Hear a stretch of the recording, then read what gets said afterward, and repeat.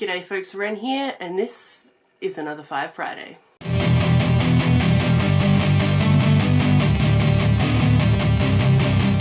So it's the beginning of the year, we all want to feel really accomplished, so why not read some duologies to really kick your year off great by finishing a series really quickly. So here are 5 duologies that I think are amazing. First up is Darius the Great, which is Darius the Great is Not Okay and Darius the Great Deserves Better by Adib Khorram. This is a YA duology and I'm obsessed. It's queer, got depression rep and fat rep, and it's beautiful. So this is about Darius, who is a teenager really struggling with depression, and it's caused him to gain weight, and he has a really rocky relationship with his father, and he is also biracial. He is Persian American. He often feels that when he's in America, he's too Persian, but then he and his family in this first book, they go to Iran, and then he feels too American when he's there. So he's struggling a lot with his identity, and in the first book, it's more so implied that he's gay, but in the second book he has a boyfriend and it's very much about his love life. In the second one he does have a better relationship with his dad, and so I really liked the difference in the two books with that respect. But the depression rep is phenomenal. It really talks about, you know, being on antidepressants. It talks about what depression feels like and how it really impacts like your daily life. Really, really beautifully written, and I loved the Persian culture that was in this, and just seeing how Darius is a part of it but still feels like he's not.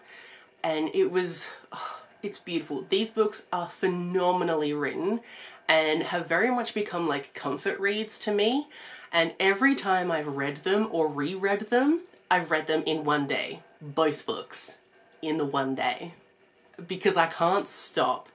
They're so just immersive, and even if it feels like not much is happening, there's still something that like grips you and keeps you wanting more, because the characters are beautifully written. Darius's relationship with his family is so sweet, and his relationship with his little sister is the most adorable. And it's so sweet and wholesome, and there were Lord of the Rings references. So next up is probably one of my favourite fantasy series, and that is Saraphina by Rachel Hartman, with Saraphina and Shadowscale. This is a YA fantasy duology where we follow Saraphina, who is a dragon. She's like part dragon, and in this society there are dragons, and dragons can turn into humans, and they are very heavily monitored. They have like bells on their clothes to like let you know that they're dragons. And there's a whole kingdom system in this as well. And Saraphina, she has particular powers because of her part dragon self. She has this like mind kingdom that she has all of these different creatures in, and it turns out that those are other part dragons, and she just kind of like has created this whole world for them, and we meet a lot of those other dragons in this book because she goes on a mission to find them all. But in this one it was very much about just her trying to stay under the radar because she didn't want people to know that she was a dragon. And she is a musician, and she is like a tutor to the princess in this kingdom and is teaching her all about music, and it was just beautiful. And I really loved the world in this and the whole dragon society. And Seraphina's uncle, I adore him so much because he's very like a stereotypical dragon in this sense where they don't show emotions or they don't understand things in the way humans do. Very autistically coded, I'll just say that. And then there's a moment towards the end where he like really shows his love for Seraphina, and it was so cute. and I loved it. And then in this book she's trying to like help him, and oh, it's just so good. Next up is a nice short one, and that is the Green Hollow duology by Emily Tesh with Silver in the Wood and Drowned Country. So these are very short novellas, but phenomenal. This, one of my favorite books of all time. It is so beautifully written, and just like that cover, is that not stunning?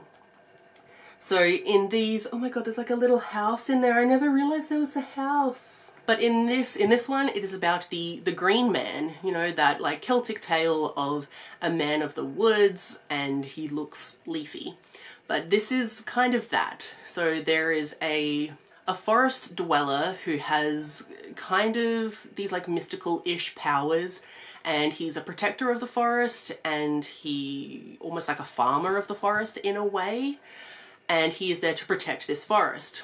And then there is this other man that moves into a very dilapidated building that is kind of a part of the forest, and he is now the owner of that, you know, by all human laws. And so he's trying to learn more about the forest and learn more about this particular kind of green man and sort out like what's going on. And we find out how this particular green man came to be the guardian of this forest, and how it kind of switches gears a little bit. In this one, the green man has left his forest and is kind of creature hunting. It was a very different vibe between these two, but this is absolutely phenomenally written. Some of the best like lyrical writing I've ever read, and I was so immersed in the whole thing.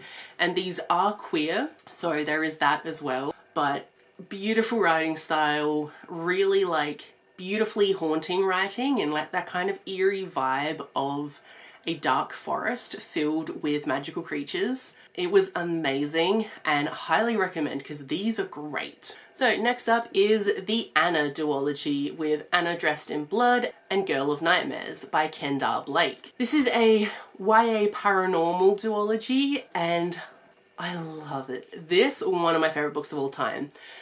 I will admit the sequel wasn't as great, but this was still phenomenal, and I really recommend people reading them. They're great. So this is about I can't remember what term he uses for himself, but he's a medium. He can see ghosts, and with that power, he has decided that he will hunt down the spirits and get rid of them so they don't hurt people. So very much a paranormal hunter, and he comes across this one ghost called Anna Dressed in Blood, and she's very vicious, but he is determined to help her out, help her move on, and so that she'll stop killing teenagers, because oh my gosh, she was killing some teenagers in this one, and it was kind of amazing. But along the way, they end up falling for each other, so there's a bit of like star-crossed lovers almost in this. But we do figure out how Anna came to be a ghost and stuck in this house, and it was really interesting what was going on in this, and also interesting what was happening with our main character and his magic and what is happening with his family. Super interesting. And then this kind of follows on from what happened in the end of this. So our main character is basically trying to undo what he did here, because in here he like let Anna go, but in here he's like, nah, I want her back. But these were so much fun. Amazingly gruesome for YA. Like, the things that Anna does in this book to some teenagers. Like, I don't want to say the teenagers deserved it, but... And then last up, there's no way I couldn't mention some of my favourite books from last year, which is the Monk and the Robot duology by Becky Chambers. So we have A Psalm for the Wild-Built and A Prayer for the Crown-Shy. These are phenomenal. Oh my gosh. I love everything about these. So this has some really good queer rep with a non-binary main character, and something I really enjoyed about this was that we never got any descriptions of their body. As a non-binary person, that really makes me feel good, because sometimes when you can describe people's body, they get gendered very quickly. And so because there was no body description of this, it's like, you know, like the body doesn't matter, and gender is a construct, and all that kind of stuff, you know? Anyways, this is about a monk who is kind of trying to find themselves and ends up being a tea monk, where they serve tea to people and are kind of like a psychologist in a way. They've kind of fallen out of love with being a tea monk. So they go off into the woods and on like a soul-searching mission, and they come across a robot. And robots have been... There was a whole thing with robots where they weren't treated very well in the past, and they removed themselves from society because they saw the world wasn't going so great with humans and robots working together. It wasn't working. So the robots left, have their own little area in the forest where humans aren't allowed to go. But this one robot is tasked with finding out how humanity's going. And so this monk and this robot meet, and they have the most beautiful friendship. And I'm obsessed with them because they're adorable. Oh, and just, oh, the things they talk about with like the world and how people see the world and how people see each other and societal systems was amazing. Like, these books really make you think about things, and it's like you have to reread them a couple of times before you've like really got your head around it. But they are absolutely beautiful, and just like the friendship between these two and how they are like reacting with the world and all the conversations that they have with each other, phenomenally beautiful. I really can't recommend these enough. They're amazing. And I will say, if you don't like Becky Chambers' writing, like if you've read some of her stuff in the past and you didn't like it, give these a chance anyways, because I was not particularly a Becky Chambers fan when these books came out. But then I was like, oh, I guess I'll try and read this one. And I tried to read it and I ended up DNFing it. But then I gave it a second go, one of the top books of my year last year, and I am thoroughly obsessed. These are now all-time favorites.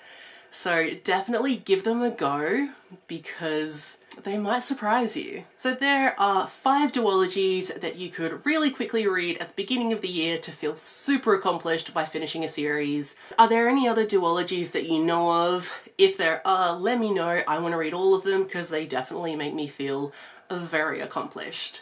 So please leave any recommendations down below. And thank you so much for watching, and I will see you in my next one.